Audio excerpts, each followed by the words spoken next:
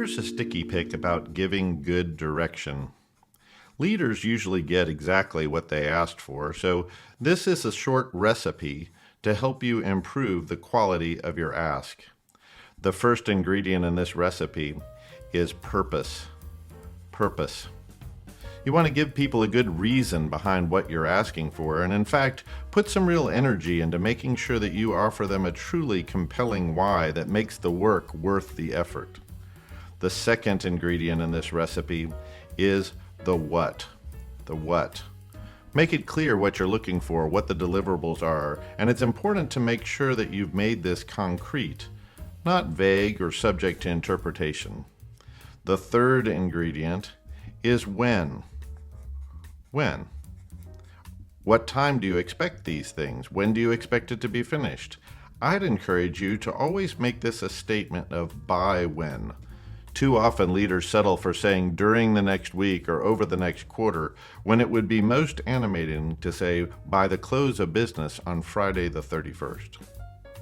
The fourth ingredient may sound a little strange, but I call it the givens. The givens. The givens are those things that absolutely must be included. The things that must be done. For instance, when you're working on this project, make sure that you talk to Katie in purchasing. The fifth ingredient is like the flip side of the coin from the fourth. It's the no-goes. The no-goes. If the givens are those things that absolutely must be included, then the no-goes are those things that absolutely must not be included and must not be done. So talk to Katie, but under no circumstances should you share this with Joe. Together, the fourth and fifth ingredients represent an important area that we often leave out and the area that is often responsible for the problems in our directions. These represent our assumptions. Those things that we take for granted that someone will know. If there are factors by which you would judge somebody's contribution or the quality of their performance after the fact, then it only behooves you to share them before the fact.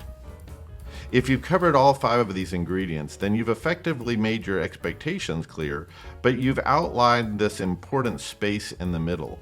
This is the area in which someone can exercise their own judgment and volition. After all, we don't simply want them to comply, we want them to make good choices and to reason so that they can achieve the expectations that we have.